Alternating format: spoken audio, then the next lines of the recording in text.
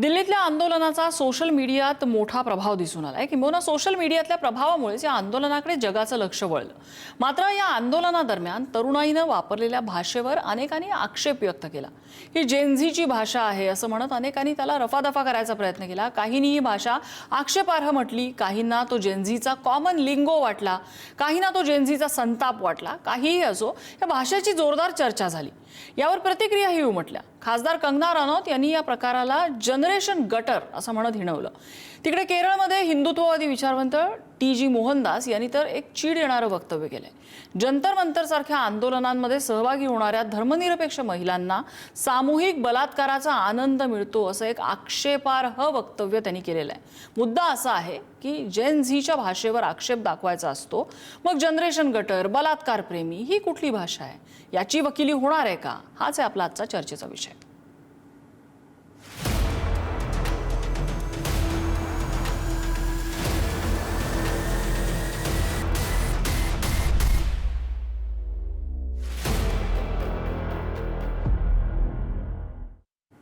आणि या संदर्भातल्या चर्चेत आपल्यासोबत सहभागी होतात भाजपाचे प्रवक्ते विनोद वाघ, आपल्यासोबत काँग्रेस प्रवक्ते हनुमंत पवार आहेत, आपल्यासोबत देवगिरी प्रांत मंत्री अभाविपचे डॉक्टर वरुणराज ननावरे आहेत, आपल्यासोबत जेन झी कॉम्रेड विद्यार्थी नेते आहेत साम्या कोरडे।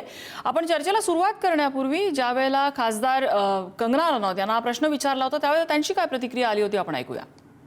हमारे 75 ईयर ओल्ड प्राइम मिनिस्टर हैं, उनकी दिवंगत माता जी को उनको इतनी गंदी गंदी भद्दी गालियां दे। हमने भी स्टूडेंट प्रोटेस्ट किए हैं, इतना हमें संकोच होता था, इतनी शर्मिंदगी होती थी कि हमें कैमरा में दिखाया जा रहा है, आगे एक स्टूडेंट को करके हम अपनी मांग रखते थे। कौन स्टूडेंट प्रोटेस्ट का हिस्सा नहीं बने? ये किस तरह के स्टूडेंट हैं और किस तरह की अश्लील बातें हैं, किस एंगल से ये लोग स्टूडेंट लगते हैं। मला विनोद वाघ यांच्यापासून सुरुवात करायची। विनोदजी, जेन झीचा लिंगो एकीकडे काही जण अशी त्याची वकिली करतात, दुसरीकडे कंगना रनौत सारखे खासदार त्यांनी केलेली वक्तव्य त्यांचं वैयक्तिक मत हे असू शकतं। पंतप्रधानांबद्दल वापरलेली आक्षेपार्ह भाषा, इतर त्यांच्या मुखी असलेली भाषा, ह्याच्याबद्दल कुणाला आक्षेप असू शकतो, कुणाला ती भाषा त्याच्याबद्दल काहीच आक्षेप नसू शकतो। त्यांचं ते वैयक्तिक मत आहे। मात्र त्याला जनरेशन गटार म्हणणं किंवा तिथे आलेले लोक हे त्यांना बलात्काराविषयी विशेष प्रेम असू शकतं असं म्हणणं, ही दुसऱ्या बाजूकडनं येणारी भाषा, ह्या सगळ्याची एकत्रित वकिली कशी होऊ शकते?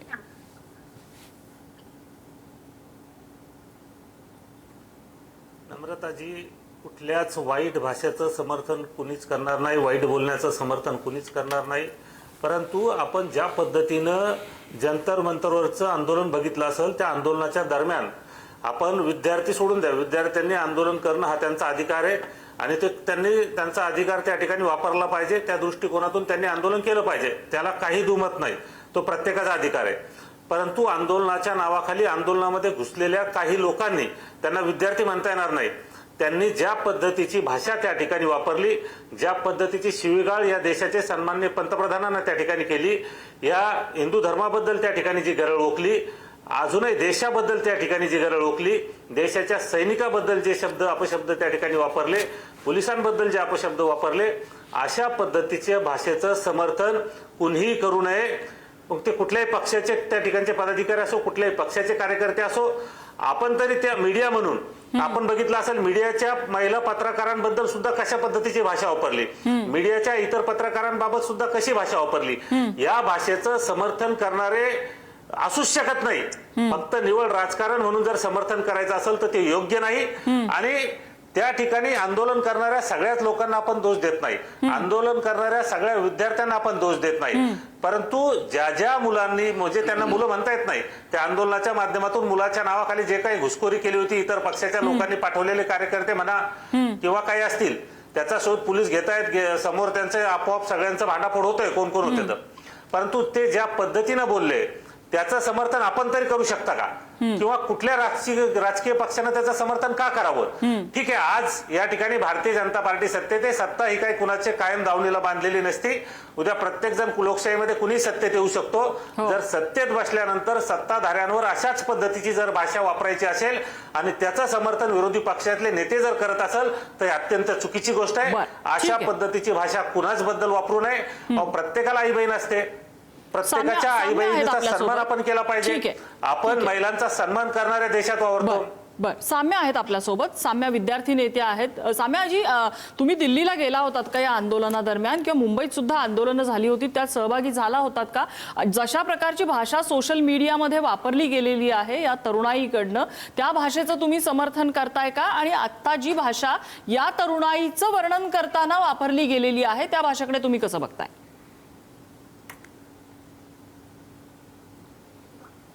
नमस्कार आणि धन्यवाद.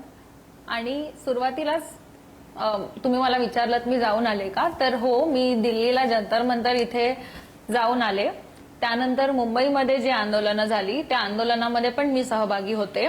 आणि हे आंदोलन ज्या विषयाचं होतं ते एका अतिशय गंभीर विषयाचं होतं की वारंवार देशात होत असलेली पेपरफुटी आणि त्यामुळे वारंवार विद्यार्थी आपला गमवत असलेले जीव, आणि आता 20 पेक्षा जास्त मुलांनी या नीट प्रकरणाबद्दल आपला जीव गमावलेला आहे. त्यामुळे आजचा भाषेचा विषय असला तरी हा गंभीर विषय बाजूला ठेवून आपल्याला चालणार नाही. दुसरी गोष्ट बोलायची झाली तर मीही या आंदोलनांमध्ये सहभागी झाले होते. जर अशा प्रकारची भाषा, अर्वाच्य भाषा वापरली गेली असेल तर त्याचं मी अजिबात समर्थन करणार नाही. पण मला असं वाटतं की आता जे विनोद वाघ आणि माझ्यामध्ये हा फरक आहे की मी हे एक्सेप्ट करते, पण भाषेचंच, अर्वाच्य भाषेबद्दलच बोलायचं असेल तर ह्याचे पॅरामीटर्स मग सगळ्यांसाठी सारखे असायला पाहिजेत. एकीकडे तुम्ही आंदोलकांच्या भाषेबद्दल बोलाल आणि दुसरीकडे तुम्ही अशा पद्धतीचे घृणास्पद वक्तव्य महिला आंदोलनकारांबद्दल केले जातात त्याबद्दल काहीच बोलणार नाही, तर असा दुटप्पीपणा चालणार नाही. या दिल्लीच्या आंदोलनामध्ये किंवा मुंबईच्या आंदोलनामध्ये मोठ्या प्रमाणावर सांगितलं सुरुवातीला की वाईट बोलणाऱ्याचं कोणी समर्थन करणार नाही. अशा पद्धतीची घाणेरडी भाषा सहन करून घेतली जाणार नाही. तुम्ही आतापर्यंत त्याच्यावर एकही प्रतिक्रिया का नाही दिली असेल किंवा कुठेही मला सांगा ताई, तुम्ही आतापर्यंत ताई मला सांगा आतापर्यंत तुम्ही या वाईट बोलणाऱ्याबद्दल एक शब्द का तोंडातून काढला नाही? कधी दिली? कुठे दिली? तुमच्या अभिजित दिपकेनं त्या ठिकाणी बोलायला पाहिजे होतं. तुमच्या सगळ्या नेत्यांनी आंदोलन त्यांना बोलू दे. माझा वेळ आहे बोलण्याचा, मला बोलून दिलं पाहिजे असं मला वाटतं. दुसरी गोष्ट अशी आहे की अर्वाच्य भाषा आणि भाषा स्वातंत्र्य यामध्ये एक पुसटशी रेष असते.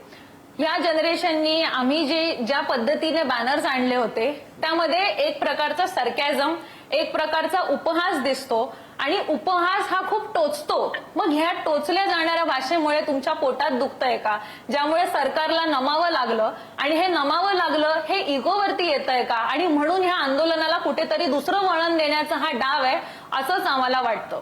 काही दिवसांपूर्वी जर तुम्ही बघितलं असेल तर महाराष्ट्राच्या विधिमंडळामध्ये महाराष्ट्राचे मुख्यमंत्री त्यांच्या टीकाकारांना भाडे के टट्टू असा शब्द वापरतात. मग भाषेबद्दलच बोलायचं असेल तर मग ती संसदेमधली भाषा असेल, सत्ताधाऱ्यांची भाषा असेल किंवा विरोधकांची भाषा असेल, त्यांना समान प्रमाण हे असलं पाहिजे.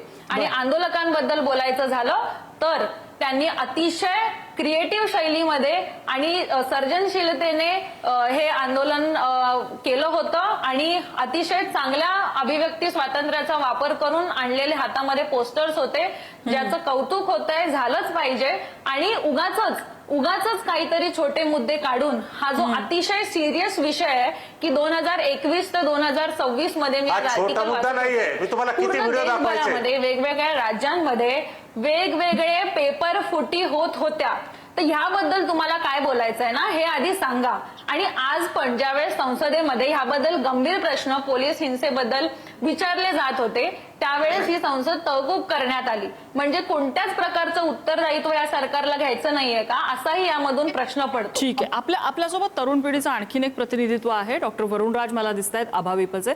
डॉक्टर वरुण, तुम्ही कसं बघता या सगळ्याकडे? नमस्कार.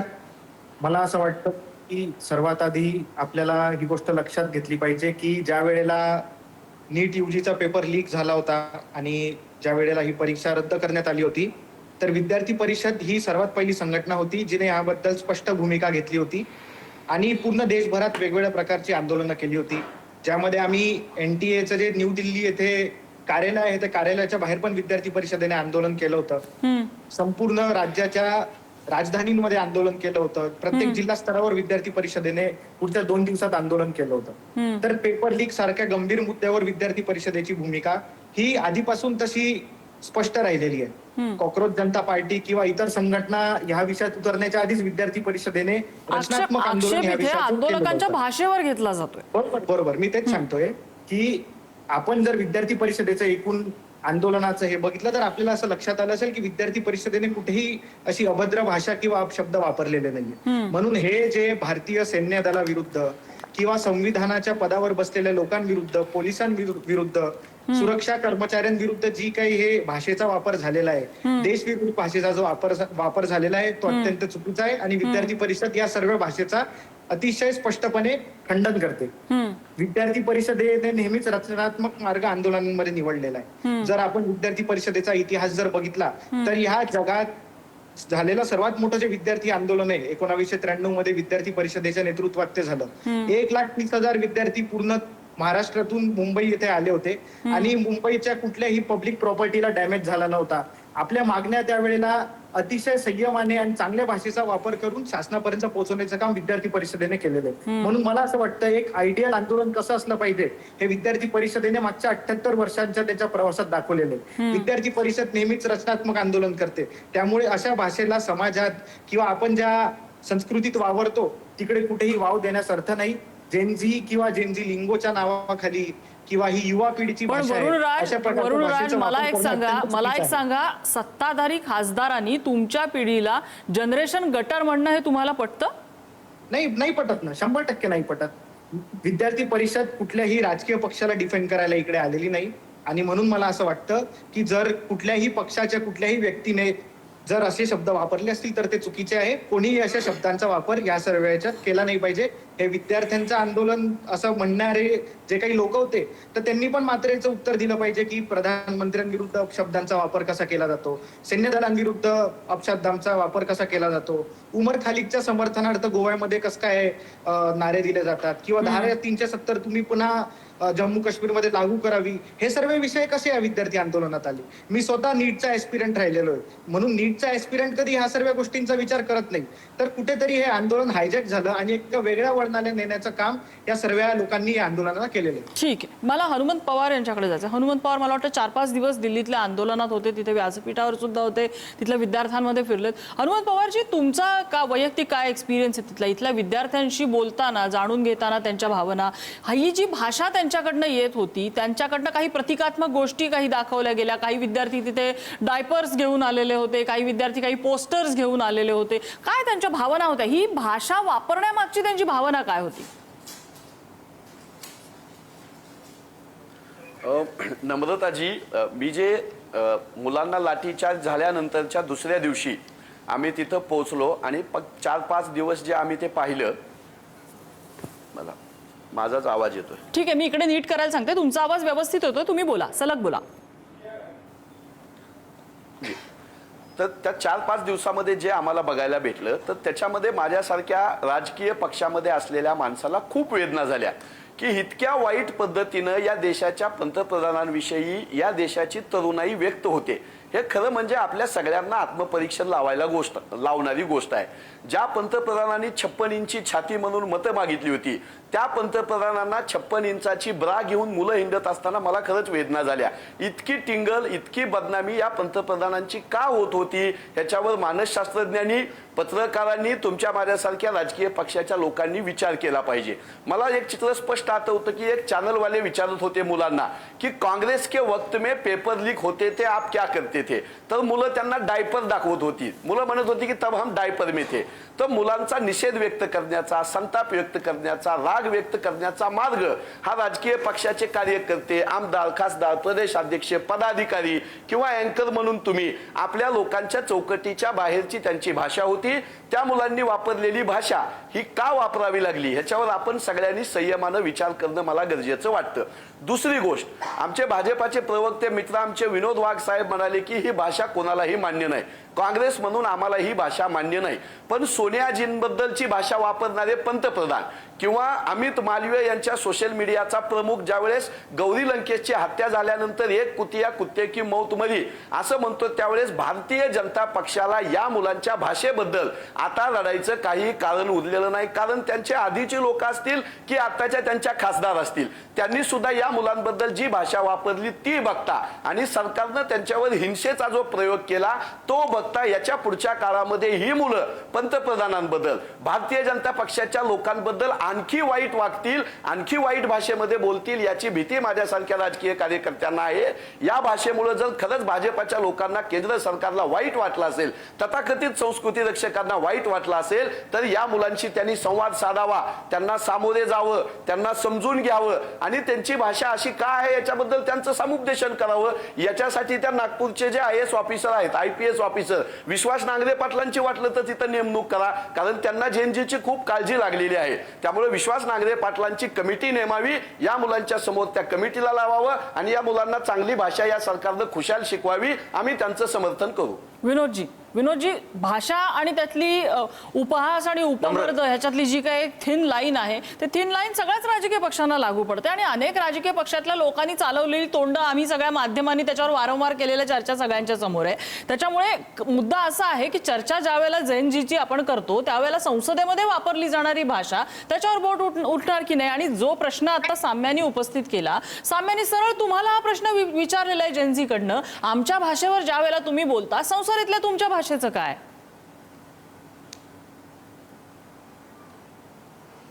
या ठिकाणी एखादी व्यक्ती हयात नसताना, सन्माननीय देशाचे पंतप्रधान त्यांची आई या ठिकाणी हयात नसताना त्यांच्या आईबद्दल असं अपशब्द बोलणं, अशा अपशब्दांनी शिवगाळ करणं, याचं समर्थन काँग्रेस करते का? पहिले या प्रश्नाचं उत्तर त्यांनी त्या ठिकाणी दिलं पाहिजे. अतिशय आमचे मित्र या ठिकाणी, मी सांगतो ना, गौरी लंकेश असेल, कुणी असेल, त्यांनी ऐका, मी सांगतोय की ज्यांना ज्यांना अशा पद्धतीची, मी अगोदरच तुम्हाला सांगितलं नम्रताजी, की अशा पद्धतीची भाषा कुणाच्याही बद्दल वापरलेली खपून घेता कामा नये, त्याचं समर्थन करता कामा नये.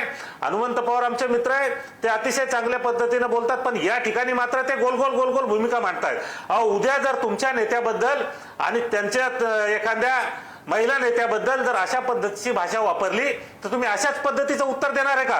की ती तरुणाईचा रोष आपण समजून घ्या, तरुणाई अशा पद्धतीने का वागते हे समजून घ्या.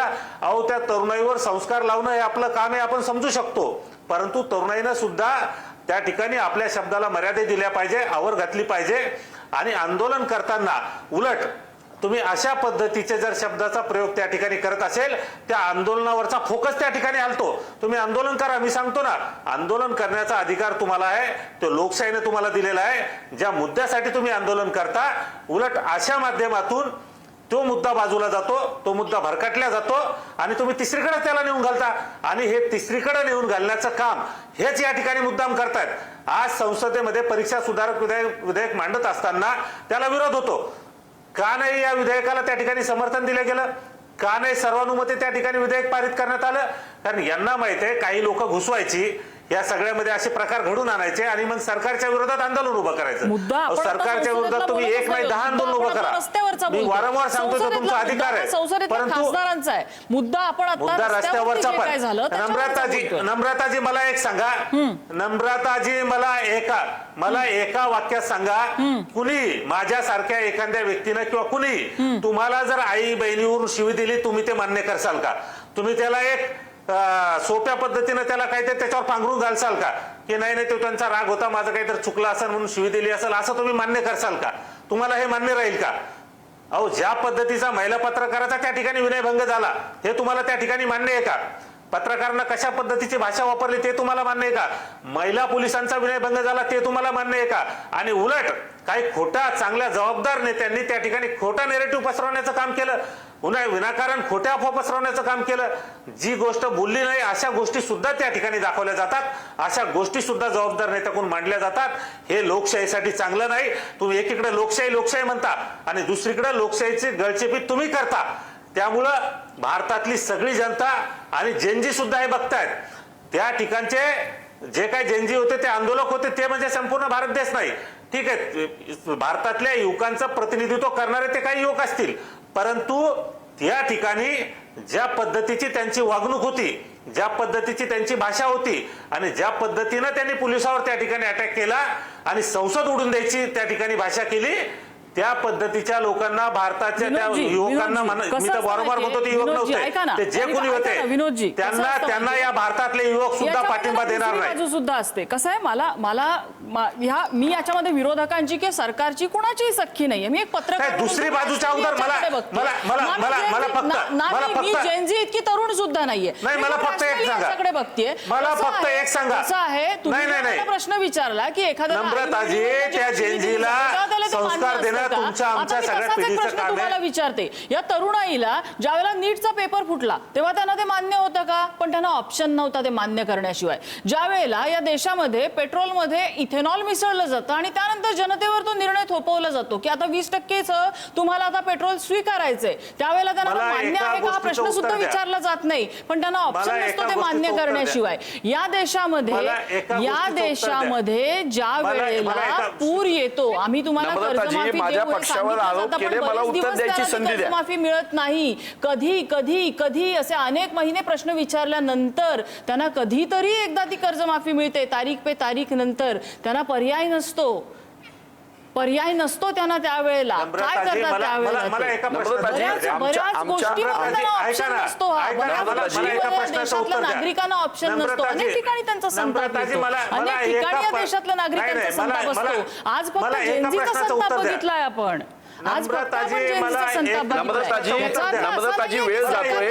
चांगलं नाही केलेलं आणि माझ्या पक्षावर अजिबात नाहीये की सरकारने कुणासाठी काहीच चांगलं नाही केलेलं आहे. सरकारने खूप चांगल्या गोष्टी केलेल्या आहेत. सरकारने तितक्याच इफेक्टिव्हली नीटची परीक्षा परत घेतली. सरकारने तितक्याच इफेक्टिव्हली नीटची परीक्षा परत घेतली. तितकंच सरकारचं कौतुक करायला हवं. सरकारचं अप्रिसिएशन आहे हे. तितक्याच इफेक्टिव्हली मी सरकारचं परत कौतुक करेन. हेही मी तितक्याच इफेक्टिव्हली सांगते. माझ्या पक्षावर आणि आमच्यावर आरोप झाले, मला उत्तर द्यायची संधी देऊ द्या. नम्रताजी, मला एक छोटा प्रश्न विचारायचा आहे तुम्हाला. नम्रताजी, बोला. की जर तुमची एखादी बातमी चुकली आणि तुम्हाला अशा पद्धतीची जर कोणी शिवगाळ केली, अशा पद्धतीची वागणूक तुम्ही सोबत केली, तर तुम्ही म्हणसाल का त्यांचा संताप आम्ही मान्य करू? इतक्या खालच्या स्तरावर येऊन जर तुम्हाला कोणी शिवगाळ केली तर तुम्ही तरी मान्य कराल का? म्हणून समर्थन करत असताना हा प्रश्न फक्त भारतीय जनता पार्टीच्या नेत्यांना किंवा सरकारमधल्या पदाधिकाऱ्यांना, लोकप्रतिनिधींना, या देशाच्या पंतप्रधानांना शिवगाळ केल्याचा नाहीच आहे.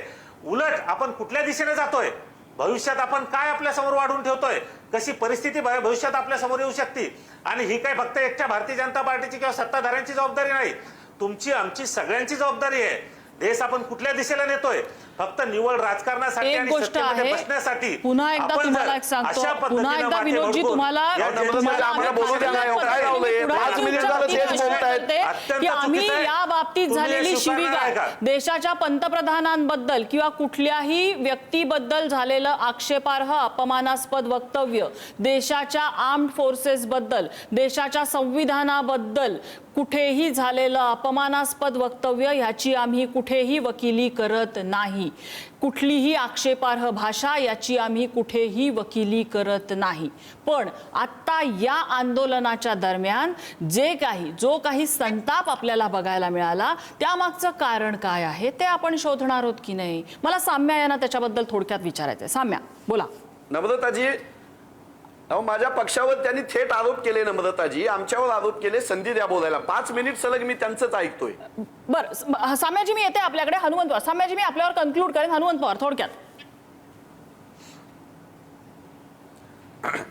माफ करा, मला एकदाच बोलायची संधी द्या, पुन्हा देऊ नका, पण थोडक्यात म्हणू नका. त्याचं कारण 4 आरोप झाले. पहिला आरोप झाला की हनुमंत पवार गोल गोल बोलले. थेट बोलतो, नरेंद्र मोदींच्या आईला शिव्या दिलेल्या आम्हाला मान्य नाहीत, पण निशिकांत दुबे नावाच्या वाचाळ खासदारानं काल पंडित जवाहरलालजी नेहरू यांना अय्याश म्हणलं. याच्याबद्दल या भाजपवाल्यांनी जर माफी नाही मागितली तर भाजपच्या हीच आणि एवढी कार्यकर्त्याला या देशामध्ये शिव्या पडतील. 9 वर्ष तुरुंगात देशाच्या स्वातंत्र्यासाठी राहिलेल्या, आधुनिक भारताचा पाया घालणाऱ्या नेहरूंना अय्याश म्हणताना या भाजपच्या खासदारांना लाज वाटत नाही? यांनी संस्कार सांगावे. या भाजपाचा संघाच्या विचार विभागाचा केरळचा प्रमुख महिलांवर सामूहिक बलात्कार म्हणतो, तुमच्या आया बहिणीला शिव्या नाही पडणार? शिव्या नाहीत अरे हा सावरकर विरोधकांच्या महिलांवर बलात्कार करा म्हणतो. सावरकर विरोधकांच्या नम्रताजी त्यांचा आवाज बंद करा. मी बोललो नाही 5 मिनिट. नम्रताजी 5 मिनिट मी बोललो नाही, त्यांचा आवाज बंद करा. हिंमत नसेल तर बोला, बसू नये. तुमच्या आया बहिणीची इज्जत आहे, आमच्या आया बहिणीची नाही. नेहरूंना आई नाही, राहुल गांधीला आई नाही, राहुल गांधीला बहीण नाही, आम्हाला आया बहिणी नाही. तुम्हालाच आई आहे. कंगना राणावतला सांगा ना आमच्या पिढीला गटार म्हणू नको म्हणून. नाचणारी, दारू पिणारी, बिअर बार मध्ये जाणारी, 15 ऑगस्टला स्वातंत्र्य दिवस नाही म्हणणारी बाजारू महिला तुम्ही संसदेमध्ये बसवता. आम्हाला सांगता आम्हाला आया बहिणी नाही. नरेंद्र मोदींच्या आईची जेवढी इज्जत आहे तेवढीच पंडित जवाहरलाल नेहरू यांची इज्जत आहे, तेवढीच इंदिरा गांधी यांची बद्दल इज्जत आहे. राहुल गांधींची आई नाही, सोनियाजींची इच्छा नाही. तुम्ही बंद केलं माझं बोलताना कुणीही करू नये. महिलांबद्दल आक्षेपार्ह शब्द या शो मध्ये कृपया कुणीही वापरू नका. बाजारू आणि हे असले कुठलेही शब्द महिलांबद्दल तुम्ही अनावधानाने जरी वापरलेले असतील तरी हे ते स्वीकारार्ह नाही. कृपया हे शब्द मागे घ्यावे. हनुमंत पवार, माझी विनंती आहे आपल्याला. तुम्ही आम्हाला डिस्टर्ब आमचं ऐकून घ्या. 15 ऑगस्ट स्वातंत्र्य दिवस नाही म्हणणाऱ्या महिलेला मी बाजारू म्हणणार. आमच्या स्वातंत्र्य दिवसाचा अपमान करणाऱ्या कंगना राणावतला मी बाजारू म्हणणार. तुम्हाला सांगतो काय ते येऊन बघा. अरे देतो ना. कंगना राणावत सारखी बाजारू महिला आम्हाला गटारी पिढी म्हणते. का म्हणते? निषेध करा, निषेध करा. आम्हाला गटारी पिढी म्हणते. नेहरूजींची इज्जत, नेहरूजींची इज्जत नाही, नरेंद्र मोदींची इज्जत नाही, नेहरूजींची इज्जत नाही. नेहरूजींना आयाशमान्य म्हणजे काय? नेहरूजींना आयाशमान्य म्हणजे काय? नेहरूजींना आयाशमान्य सांगा. नेहरूजींचा आयाशमान्य कृपया आपला शब्द मागे घ्यावा. पुढारी न्यूजचा मंच अशा शब्दांसाठी नाही.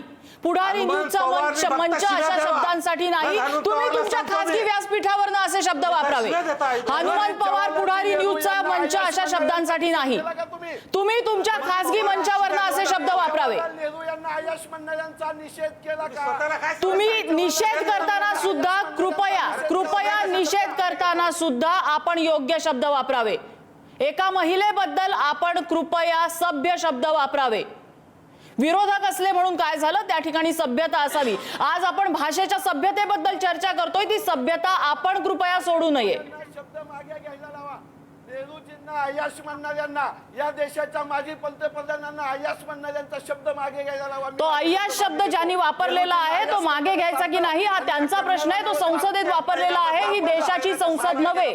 तो मागे घ्यायचा की नाही हे देशातल्या संसदेमध्ये ठरवलं जाईल. ही संसद नव्हे. तुम्ही वापरलेला शब्द तुम्हाला मागे घ्यावा लागेल. हा मंच अशा प्रकारच्या शब्दांसाठी नव्हे. हा मंच अशा शब्दांसाठी नव्हे. या शब्दाचा निषेध आहे. हनुमंत पवार या शब्दाचा निषेध आहे. हनुमंत पवार या शब्दाचा निषेध आहे. तुम्हाला चालतं का? पंडित जवाहरलाल नेहरू यांना आयाश तुम्ही करा, मी करतो निषेध. पंडित जवाहरलाल नेहरू यांना आयाश म्हणणाऱ्यांनी माफी मागत नाही तोपर्यंत मी तुम्हाला काय म्हणायचं तुम्ही नाही सांगू शकत. इज्जत ही आपली सगळ्यांची आई बहीण समोर आपण केली पाहिजे. मग सोनियाची आई नाही, सोनियाची आई नाही कोणाची, प्रियंका गांधी आई नाही कोणाची, गौरी लंकेश आई नव्हती, बिल्किस बानो कुणाची आई नव्हती, बिल्किस बानो कुणाची आई नव्हती. कंगना राणावतची इज्जत आहे का? बिल्किस बानोची नाही, सोनिया गांधीची नाही, इंदिरा गांधीची इज्जत नाही, इंदिरा गांधींना इज्जत नाही, नेहरूंना इज्जत नाही, बिल्किस बानोला इज्जत नाही. कंगना राणावत फक्त इज्जत वाली आहे का? तिला बोलल्यानंतर वाईट वाटतं का? आता पण तुम्ही खतपाणी घालताय. इंदिराजी गांधी बद्दल तुमच्या नेत्यांनी किती असतील बोललं. सोनियाजी गांधी बद्दल तुमच्या पंतप्रधान बोलले. सोनियाजी गांधींना काय म्हणाले? सोनियाजी गांधींची बदनामी चालते, नेहरूंची बदनामी चालते, प्रियंका गांधीची बदनामी चालते. तुम्हाला अरे संपूर्ण देश बघतोय की तुमची संस्कृती काय आहे, कशा पद्धतीची ठीक आहे. वाटचाल करताय, कशा पद्धतीने. एक मिनिट. आपल्याला भाषा आणि भांडणं ह्याचा एक खूप छान आपल्याला शो मिळालेला आहे. मला शोच्या शेवटी आपल्याकडे दोन तरुण नेतृत्व आहे. आपल्याला अभाविपचे आणि साम्या हे दोघंही आहेत. मला दोघांकडे शोच्या शेवटच्या प्रतिक्रिया घ्यायच्या. सुरुवातीला डॉक्टर वरुण, आपण बघितलं पक्षांचे नेते कशा पद्धतीनं भांडतायत. आपण आता भाषा आणि सभ्यता याच्याबद्दल बोलत होतो. मला तुमची प्रतिक्रिया घ्यायची. जर ह्या देशातले सत्ताधारी खासदार, सत्ताधारी पक्ष आणि त्यांच्या विचारसरणीच्या नेत्यांकडनं जर अशा प्रतिक्रिया येत असतील आणि तर आपण काय आपण अपेक्षा काय करायची? आपण ह्या भाषा आणि एकूण ह्या सर्व वर्तनावरच चर्चा करत असताना अशा प्रकारची पुन्हा घटना या शो मध्ये होते. पण मला असं वाटतं की ह्या सर्व याच्यात आपण पुढे जाताना एक गोष्ट लक्षात ठेवली पाहिजे की आपण काय उदाहरण आपल्या येणाऱ्या पिढीसमोर ठेवणार आहोत. म्हणून जी भाषा त्या आंदोलनात वापरली गेली असेल किंवा संविधानाच्या पदावर बसलेल्या लोकांवर बद्दल वापरली गेली असेल ती तर अत्यंत चुकीची आहे आणि त्याला समर्थन करणाऱ्या लोकांची पण ह्यामध्ये तेवढीच मोठी चूक ह्या याच्यात आहे. ह्याहून पुढे जाताना मला असं वाटतं की आपल्याला जर पेपर फुटीसारख्या प्रश्नांवर जर खरंच उपाययोजना करायची असेल तर विद्यार्थी परिषदेने जी प्रेस नोट काढली होती त्यामध्ये एक हाय पॉवर्ड कमिटी, एक उच्चस्तरीय समितीची मागणी केली होती आणि सरकारने पण ती उच्च समिती आता स्थापित केलेली आहे. पुढे जाताना मोठ्या प्रमाणात धोरणात्मक बदल आणि संस्थात्मक बदल आपल्याला या सगळ्या याच्यात करण्याची आवश्यकता आहे. पेपर फुटीच्या एकूणच सर्व जी पेपर फुटी होते ती विद्यार्थ्यांच्या भविष्यासोबत एका प्रकारे झालेला खेळ असतो. म्हणून जर आपल्याला अशा घटना थांबवायच्या असतील तर मला असं वाटतं की यामध्ये पूर्ण समाजाने एकत्रित येण्याची गरज आहे. विद्यार्थी परिषद नेहमी सांगते की सब समाज को लिए साथ में आगे है बढ़ते जाना.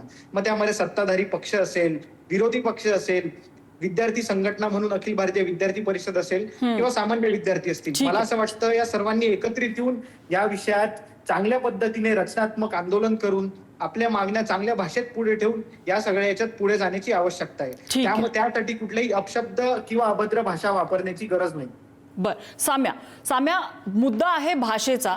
जेनझीच्या मागण्या आपण समजू शकतोय, त्यांचा संतापही समजून घेण्याची तितकीच गरज आहे. मुद्दा आहे ज्या पद्धतीनं त्यांचा संताप समोर येतोय, त्यांचा उद्रेक ज्या पद्धतीनं समोर येतोय, कुठेतरी तो कर्ब करायची गरज आहे असं वाटतं का?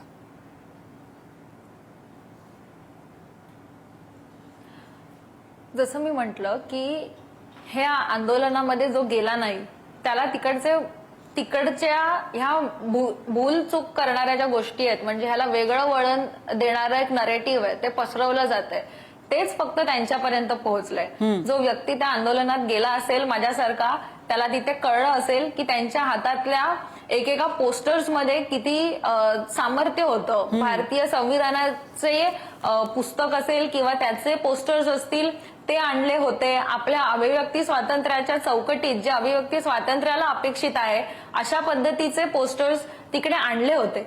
त्यामुळे अतिशय जाणीवपूर्वक ही लोक व्यक्त झालेली आहे. त्यामुळे जसं मी म्हटलं की हे भरकटवण्यासाठी उभं केलेलं एक नरेटिव्ह आहे. आणि आता सुद्धा काही वेळापूर्वी जशा पद्धतीचं डिबेट झालं ह्या चॅनलवरती ते निषेधार्हच आहे.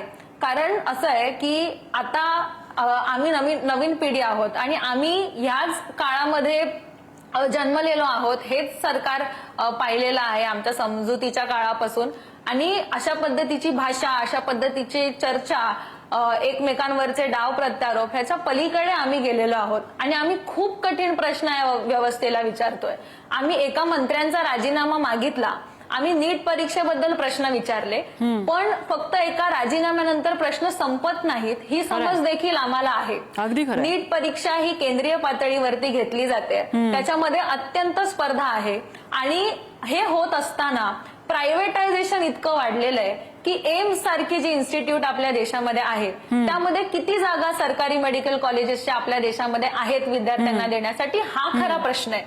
एकीकडे प्रायव्हेट कॉलेजेस उभेच राहतील आणि मंत्री राजीनामा देतील तर प्रश्न सुटणार नाही. या देशामध्ये आज न्यू एज्युकेशन पॉलिसी सारखी पॉलिसी आलेली आहे आणि त्यामध्ये शिक्षणाचं खासगीकरण कसं होईल याचा कट रचला जात असेल आणि ही न्यू एज्युकेशन पॉलिसी या देशातल्या गरीब, कष्टकरी, बहुजन, दलित, आदिवासी लोकांसाठी नो एज्युकेशन पॉलिसी असेल तर ह्याबद्दल कठीण प्रश्न आम्ही भविष्यात या सरकारला, या प्रशासनाला विचारणार आहोत आणि हे खरे प्रश्न आहेत. त्यामुळे भाषा किंवा ज्या पद्धतीचे नरेटिव्ह आहेत ह्या सगळ्या खोट्या गोष्टी आहेत. आणि आता थोड्या वेळापूर्वी पण झालं ते सुद्धा निषेधार्ह आहेत. हे खरे प्रश्न आहेत आणि हे खरे प्रश्न घेऊन आम्ही प्रश्न विचारतो आहोत. मग ते सोशल मीडियाच्या रील्स मधून का असेना किंवा रस्त्यावर उतरून का असेना, मग तो सत्ताधारी पक्ष का असेना, विरोधी पक्ष का असेना, आम्हाला ही उत्तर हवी आहेत. या देशामधलं शिक्षणाचं खासगीकरण संपणार आहे का? या देशातल्या सरकारी शाळा वाचणार आहेत का? आणि खरंच समाजातल्या शेवटच्या घटकातला गरीबाचा मुलगा उच्च शिक्षित होण्यापर्यंत सरकार जबाबदारी घेणार आहे का, हे प्रश्न आम्ही विचारतोय आणि ह्याची उत्तरं आम्हाला हवी आहेत. तर ह्याचं उत्तरदायित्व विरोधी पक्ष असेल किंवा सत्ताधारी पक्ष असेल हे घेणार आहे का, हेच आमची जनरेशन झेड असेल, जेन झी असेल किंवा जेन अल्फा जे हे सगळं कन्झ्युम करते ते विचारते. त्यामुळे मला असं वाटतं ज्या पद्धतीच्या भाषेचा वापर आता झाला ते कन्झ्युम करणारी आमची जनरेशन अजिबात नाही. आम्ही आमच्या व्यवस्थित जे आम्हाला आमच्या फंडामेंटल राईट्सनी दिलेले अधिकार आहेत त्याचा वापर करून केलेलं हे आंदोलन होतं. आणि त्यामुळे कंगना रनौत असतील किंवा जे कोणी केरळचे महोदय असतील त्यांनी जे वक्तव्य केलेलं आहे. आता मला एक गोष्ट फक्त सांगा की हे आंदोलन आम्ही आमच्या मागण्यांसाठी शांततापूर्वक केलेलं आंदोलन होतं. हे आंदोलन 30 दिवसांपासून सुरू झालं आणि मुळात ही पेपरफुटी 2024 पासून झाली आहे जेव्हापासून हा कायदा आणलाय. आता तुम्हाला फास्ट ट्रॅक कोर्ट्स आणायचं सुचतंय पण सीबीआय कडून चौकशी होऊनही अजून दोषी पकडले जात नाहीत, त्यांना शिक्षा होत नाही. आणि हे आंदोलन 30 दिवसांसारख्या प्रदीर्घ काळासाठी चालल्यानंतर उपोषण चालल्यानंतर तुम्हाला ह्याची जाग हा संताप आपण समजू शकतो. मुद्दा असा आहे की हा प्रश्न आहे का, तर होय हा प्रश्न आहे. हा प्रदीर्घ काळापासून चालत आलेला प्रश्न आहे का, तर नक्कीच हा प्रश्न आहे. त्याच्यासाठी आंदोलन झालेलं आहे. त्या प्रश्न सोडवण्याकडे वाटचाल होते का, तर सध्या तरी चित्र दिसतंय की तो प्रश्न सोडवण्याकडे ही वाटचाल होतीये.